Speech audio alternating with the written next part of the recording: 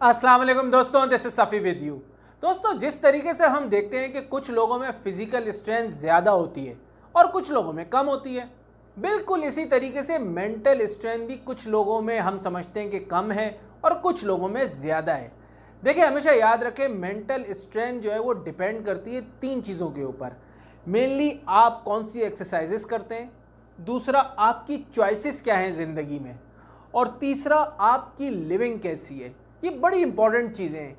आपने देखा होगा बहुत कम ही लोग ऐसे हैं जो अपने रूटीन में जो है वो कोई एक्सरसाइज या किसी किस्म की ऐसी मूवमेंट जो एक्स्ट्रा ऑर्डिनरी हो वो रखते हो। इसी तरीके से लोगों की चॉइस, यानी कि उनका खाना पीना, उनका रहना सहना, जो मैंने लिविंग की बात करी है, उसमें आपकी जो चॉइसेस होती हैं वो बड़ी इंपॉर्टेंट होती हैं। तो ये वो सारी चीज़ें हैं जिससे आप जो है वो आपके मेंटल स्ट्रेंथ के ऊपर जो है ना वो बहुत फ़र्क पड़ता है।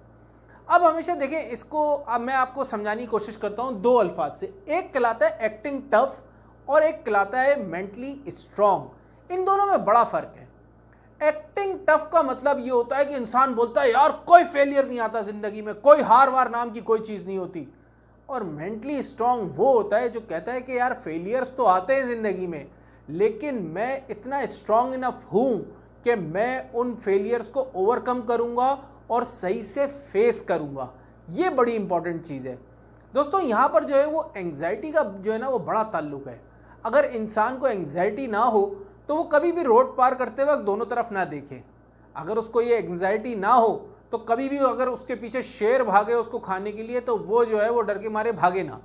तो एंग्जाइटी का भी यहाँ पर बड़ा किरदार होता है मेंटली स्ट्रांग होने के लिए।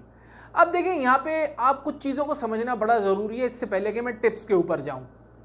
देखिए, हमेशा ट्रेन योर ब्रेन, ये एक ऐसी चीज़ है जो आपको आगे आने वाले तमाम टिप्स के लिए यूज़ करनी पड़ेगी। इसमें पहली टिप्स की ऊपर जो मैं आपसे बात करना चाहता हूँ वो है you have to be get uncomfortable. देखिए, जब भी इंसान अनकंफर्टेबल होता है किसी चीज़ के लिए तो वो उसके ऊपर जो है ज़्यादा मेहनत करने लगता है ताकि वो चीज़ उसके लिए कंफर्टेबल हो जाए। मिसाल के तौर पे किसी शख्स को गाड़ी चलानी नहीं आती, ठीक है, तो शुरू में वो डर रहा होता है, ज़ोर से स्टीयरिंग पकड़ता है, उससे मुड़ नहीं रही होती गाड़ी, और घबराया हुआ होता है, अनकंफर्टेबल यूज़ कर रहा होता है। लेकिन जब उसको गाड़ी चलानी आ जाती है तो बिल्कुल मज़े से चलाता है, एक हाथ स्टीयरिंग पे, एक हाथ गियर पे, आराम से मोड़ रहा है, भगा रहा है गाड़ी। ऐसा ही है ना। तो इसी तरीके से आपने सबसे पहले अपनी ज़िंदगी में वो छोटी छोटी चीज़ें ढूंढनी है जिसमें आप अनकंफर्टेबल फील करते हैं। तो जब आपको उस पर प्रैक्टिस हो जाएगी और आप जो है समझ लें कि अपने ब्रेन को ट्रेन कर रहे होंगे उस चीज़ के लिए, तो फिर जब आप कंफर्टेबल हो जाएंगे उसके लिए तो ये आपकी मेंटल स्ट्रेंथ को बहुत ज़्यादा बढ़ाएगी ये आदत। अब इसी तरीके से अगर मैं दूसरी टिप के ऊपर बात करूं तो वो है आपकी वर्स्ट केस सिनेरियो।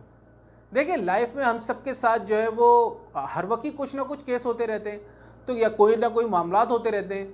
आप हर उस मामले में जो वर्स्ट केस सिनेरियो वो सोचें।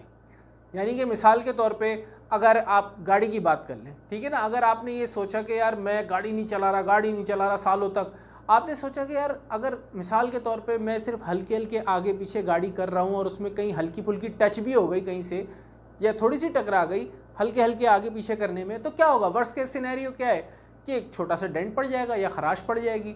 तो उसके लिए अपने आप को जब आप तैयार करेंगे, उसको कहते हैं ट्रेन योर ब्रेन भी, और उस सिनेरियो में जब आप खुद को तैयार कर लेंगे तो आपके लिए जो सिनेरियो उससे पहले के हैं वो बड़े आसान हो जाएंगे।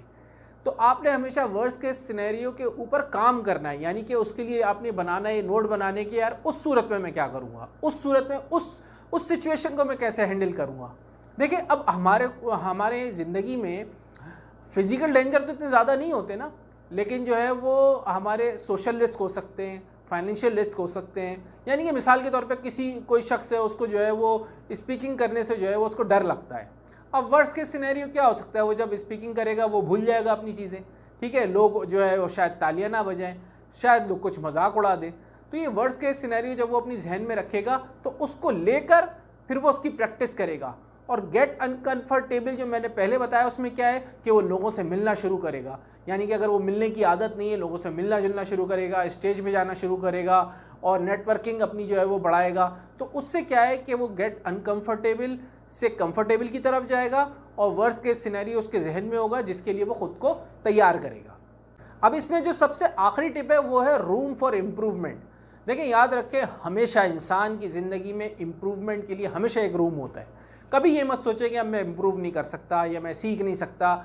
You can be improved in your whole life. उसके लिए आपकी लर्निंग है, आपने अपनी नॉलेज को बढ़ाना है, अपनी स्किल्स को बढ़ाना है, अपनी लर्निंग जो है वो एक हैबिट अपने अंदर लेके आनी है।